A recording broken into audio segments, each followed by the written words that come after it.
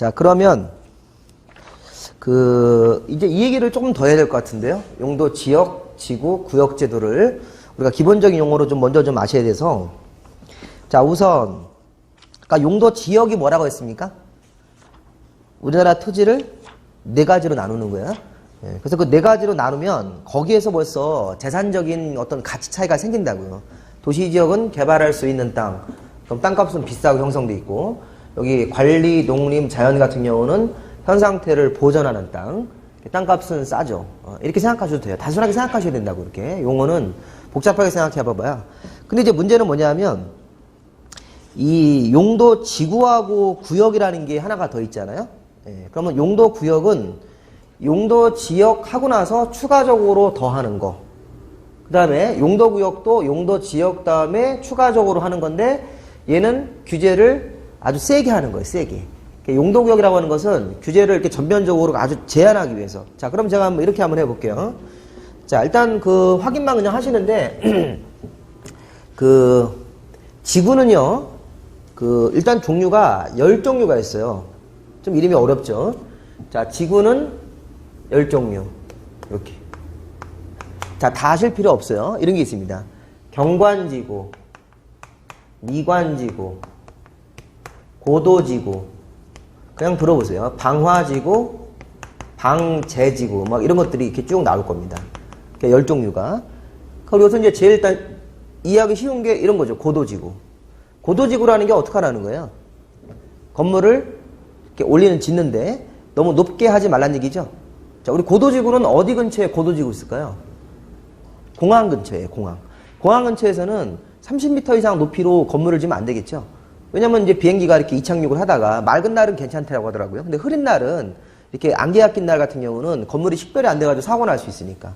그러니까 보세요. 제가 도시 지역에 땅이 있어도 얘가 화곡동이에요, 화곡동. 화곡동이라든가 이런 공항 근처 이런 동이면 어떻게 해야 돼요? 고도지구에 걸리겠죠? 그럼 이게 무슨 말이냐면 서울시에 고도지구가 아닌 데도 있고 고도지구가 지정된 데도 있습니까? 자, 서울시는요 100% 도시지역이에요. 서울시 행정구역은 다 100% 도시지역으로 되어 있다. 그것도 알아두세요, 상식으로. 서울시를 벗어나야지 관리지역이나 농림지역 같은 게 나오는 거예요. 서울시 안에 관리지역 있어요, 없어요? 없어요. 이게 이제 통계예요, 통계.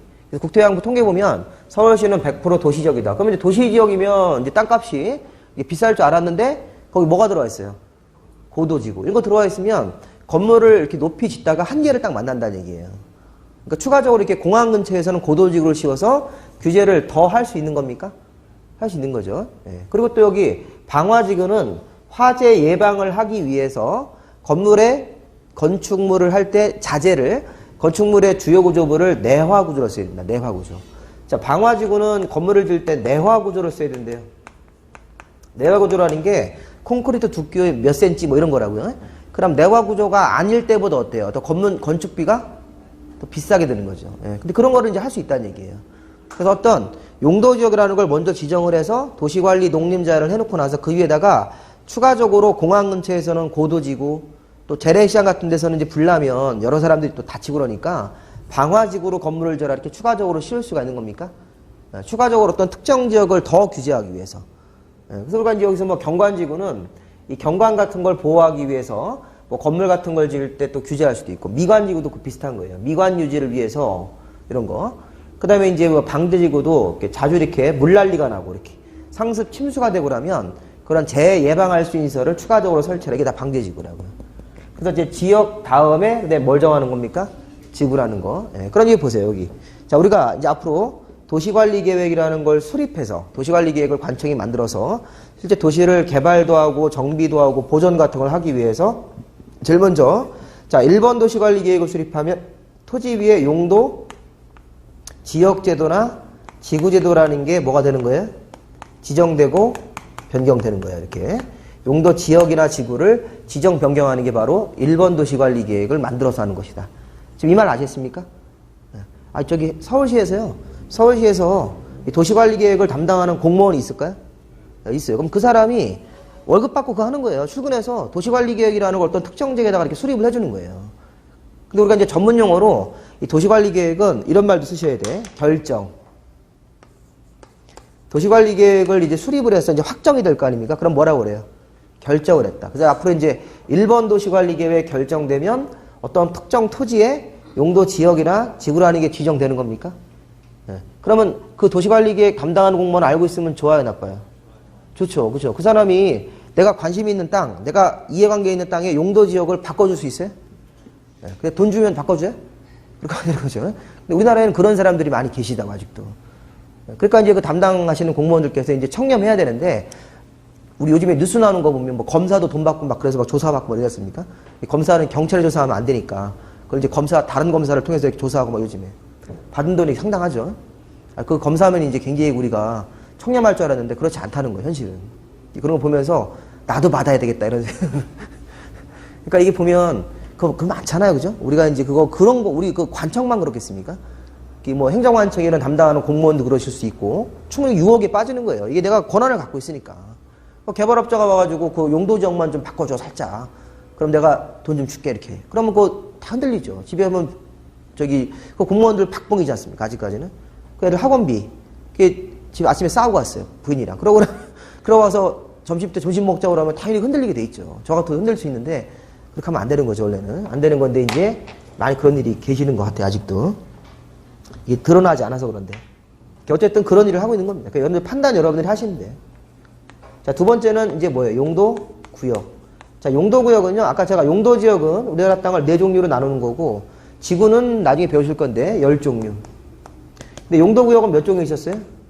4종류. 근데 용도구역은 한마디로 말하면, 도시지역이라고 지정이 됐더라도 거기를 개발제한구역으로 묶어버리면 개발을 못하게 할 수 있는 겁니까? 네, 개발을 우리가 전면적으로 다 이렇게 통제할 수 있게. 그러니까 용도구역이 제일 안 좋은 거예요. 경제적인 목적상 보다 개발을 전면적으로, 거기 보시면 개발제한구역, 도시자연공원구역, 시가와 조정구역, 수산자원보호구역 이런 데가 어떤 특정한 목적을 위해서 개발을 전면적으로 제한한다. 이렇게 생각하시면 돼요. 대표적인 게 개발제한구역, 그럼 개발 못하는 땅이 되는 거죠. 여러분들 그 도시자연공원구역은요, 우리 서울시 안에 등산하시는 산 있죠, 산. 그 산의 개발을, 산지 개발을 제한하는 거야. 그냥 상식적으로. 산지 개발을 제한한다. 그 다음에 시가와 조정구역은, 자, 우리나라 어디냐면, 시가와는 우리 인천에 비행기 타는 데가 어디예요? 영종도죠? 영종도의 3분의 2는 공항이에요. 나머지가 뭐예요? 시가와 조정구역입니다.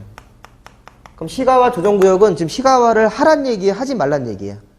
시가와 조정구역 하지 말란 얘기라고요. 근데 나중에 이제 공항이 조금 더 우리가 규모가 커지기 위하면 이 부분들은 보존 상태로 내비둬야 되기 때문에 여기는 개발제한구역으로 안 하고 나중에 개발하겠다. 그럴 때 이 시가와 조정구역을 정하는 거예요. 시가와를 일정 기간 하지 말아라. 이렇게 시가와 조정구역 같은 걸 해서 우리나라에 이거 한 군데밖에 없어요. 이건 그냥 알아두세요. 우리나라 시가와 조정구역이라는 것은 전국적으로 찾아볼까 여기 한 군데밖에 없어요.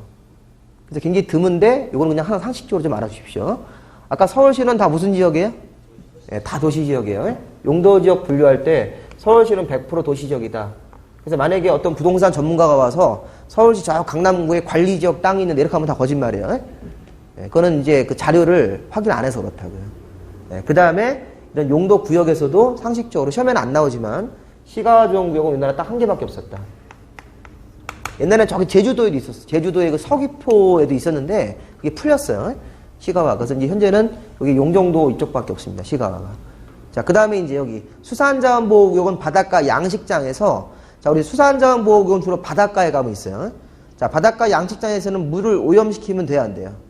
네, 그러면 그 수산자원들이 다 이렇게 죽고, 그러니까 그런 것들을 이제 수질 관리 같은 걸 하기 위해서 그런 쪽에서는 이제 공장 같은 걸 못 짓게 하고 이게 수산자원 보호구역이라고요. 어쨌든 이게 땅 가진 사람 입장에서는 용도구역이 들어오면 좋아요, 안 좋아요? 안 좋은 거예요. 네. 그러니까 보세요. 제가 서울시 강남구에 땅이 있어요. 땅이 있으면 굉장히 좋은 건 줄 알았는데 이 도시지역, 서울시 강남구면 도시지역이라고요. 도시지역이라도 뭐가 묶여 있으면? 개발제한구역이 들어와 있으면 안 좋은 겁니까? 네. 이게 우리 간단하게 분석을 하는 거예요. 이게 다 투자 분석이라고요, 이게. 그러니까 이런 걸 가지고 중개업자가 이제 앞으로 여러분들 설명도 할 줄 아셔야 돼요, 이렇게. 네, 그렇게 생각하시면 되는 겁니다. 자, 그래서 이제 2번 도시관리계획 결정하면 용도구역이라는 게 지정되거나 변경이 되는 거예요. 자, 앞으로 자세하게 배울 거니까. 자, 요 4가지 이름 지금 안 외우셔도 돼요. 뭐, 개발제한, 도시자연, 시가화, 수산자원 그런 게 대충 있다. 이렇게. 용도지역은, 근데 요건 아셔야 돼요. 용도지역은 좀 외워주세요. 도시지역, 관리지역, 농림지역, 또 뭐가 있습니까? 네, 이렇게 앞글자 두 글자씩이라도 이렇게 외워주셔야 된다고, 이게. 앞으로 자주 보실 거니까. 그래서 이제 그 친구들끼리라도, 야, 네 땅이 무슨 지역이냐 이렇게 물어보면 우리 아는 사람끼리 무슨 지역이냐? 그럼 거기가 뭐다? 도시지역이다. 근데 이제 이런 게 또 있어요. 사실은 도시지역을 또 나눠야 돼요. 도시지역을 주거지역, 주택을 주로 짓는 지역 주거지역, 상가를 주로 지으면 공장 같은 걸 주로 지어라 그러면 공업지역. 그럼 서울시 안에 도시지역도 일부, 공원 같은 데는 무슨 지역일까요? 녹지지역이라는 데가 있어요. 이렇게 녹지지역 이렇게. 사실은 도시지역 안에서 또 주, 상, 공로 이렇게 또 나눌 거라고요. 용어가. 그러면 서울시가 도시지역인데 그 중에서도 뭐가 제일 좋을 것 같아요? 돈 되는 목적상? 상업지역. 서울시의 상업지역 땅을 내가 1000평 갖고 있다 그러면 그거는 이제 끝나는 거예요. 그렇게 되면 이제 제가 제일 그런 사람들을 부러워하는, 상가 하나 딱 쳐서 부동산 임대요. 아직까지는 우리가 부동산 임대업자들이 참 이렇게 일반적으로는 이제 좀 그 육체적으로 이렇게 행동하지 않아도 돈을 벌 수 있는 그런 구조가 되어 있지 않습니까? 제 꿈이 부동산 임대업자. 이런 거. 주거지역 같은 거, 이렇게 나가잖아요. 그래서 이제 앞으로는 이제 이 주거지역 같은 경우가 뭐가 있다 이렇게 또 배우실 겁니다. 어쨌든 도시지역은 이렇게 네 가지로 나눠져 있고, 뭐 관리지역이나 농림지역이나 자연환경은 앞으로 배운다고 생각하시면 됩니다. 자, 그럼 이제 3번 도시관리계획은 뭔가요? 자, 3번 도시관리계획 보니까 3번 도시관리계획 지금 어디 하고 있어요? 278페이지. 그 양가로 3이네요. 번호를 좀 맞춰볼까요? 이렇게 교재랑 맞춰서. 자, 양가로 1번 도시관리계획 결정하면 용도 지역지구, 2번 도시관리계획 결정하면 용도 구역. 자, 3번 도시관리계획을 우리 공무원들이 담당하는 특광시군의 공무원들이 도시관리계획 결정 3번을 하면 토지에다가 뭐 설치하는 거예요? 기반시설. 자, 그럼 우리 기반시설은 옆에 잠깐 볼까요? 옆에 페이지 보시면 기반시설이 다음에 7종류가 또 이렇게 법에 쭉 있대. 이게 기반시설이에요. 근데 기반시설 그러면 제일 먼저 생각나야 되는 게 도로, 철도, 항만, 공항 이런 거. 이런 거는 개인이 돈 내서 만드는 거예요? 세금으로 해야 돼요? 아, 그게 세금이죠, 당연히. 세금 가지고, 그러니까 그러라고 세금 내는 거예요. 그러니까 도로나 철도, 항만, 공항 같은 교통시설, 주차장 같은 거. 그 다음에 우리 이제 공간시설은 가족들하고 주말에 놀러가. 근데 어디 있습니까? 공원이나 광장 같은 거. 그 다음에 이제 세 번째, 유통 공급이라고 그래서 수도, 전기, 가스 이런 것도 있습니까? 있겠죠? 수도, 전기, 가스. 그 다음에 쭉 읽다 보면 뭐 방송, 통신도 있고 공동구. 공동구가 뭔지 아세요? 공동구? 자, 우리나라의 공동구를 최초로 설치한 장소가 여의도예요, 여의도. 자, 여의도 공동구에 가보면 지하에다가 큰 관을 묻어요, 큰 관. 거기 전기선, 가스관 다 들어갑니까? 일체형으로. 그럼 우리가 이제 공동구에 화재가 나면 어떤 일이 생겨요? 다 끊기는 거예요. 전기, 수도, 가스 다 끊기, 통신까지 다 끊긴 겁니다. 그래서 우리 옛날에 여의도에 증권가에서 주식을 거래하는 그 시간에 화재가 한번 난 적이 있었죠. 있어요. 옛날에 여의도 공동구 화재 나가지고 그때 굉장히 그 손해배상 문제 굉장히 크게 부각됐었다고요. 그래서 이 공동구라는 거는 굉장히 편리합니까? 공동구가 있으면, 공동구가 설치가 되면 까치가 집을 지을 데가 있어요, 없어요? 없는 거, 전신주가 없기 때문에. 그래서 이제 그런 게 공동구도 일종의 기반시설이다. 이렇게 집으로 뭐 이렇게 보내주는 거, 공동구, 수도, 전기, 가스 같은 거. 나머지 이제 참고로 보세요. 학교, 운동장, 공공청사, 문화, 체육, 잠실 야구장, 뭐예요? 체육시설이죠? 그거 당연히 기반시설이 되는 겁니다. 나머지 이제 밑에 뭐 화장장, 하천, 유수지, 하수도, 폐기물 처리 이런 것들이 어쨌든 뭐예요? 근데 이 기반시설을요, 시험 문제에서는 이 종류를 이렇게 다 물어봅니까? 안 물어봅니까? 안 물어봐요. 그러니까 이런 거를 직접 물어보진 않지만 대충 이렇게 앞에 몇 개 정도는 좀 보시면서 아, 이게 기반시설이구나. 자, 그럼 보세요. 기반시설을 새로 설치를 하려면 아무데나 막 설치하면 돼야 안 돼요? 안 되는 거예요. 기반시설은 적정한 장소에다가 설치를 해야 되겠죠. 그럼 그런 걸 누가 해주는 거예요? 행정관청이 도시관리계획이라는 걸 결정을 해서 기반시설을 어디다가 설치해라 장소를 정해줍니까? 그렇게 하는 거예요. 기반시설을 막 개인이 자기 돈 들여가지고 막 설치하겠다 이런 거 하면 안 돼요. 이 보세요. 여러분 사립학교 있죠? 사립학교. 사립 중고등학교. 이런 거 어떤 개인이 돈을 많이 벌어가지고 죽기 전에 내가 사립학교 하나 내 이름으로 하나 세우겠다 이렇게 할 수 있습니까? 그럼 사립학교도 학교예요? 그러면 내가 땅 사가지고 내가 학교 같은 거 막 거기다 지으면 돼야 안 돼요? 안 되는 거야.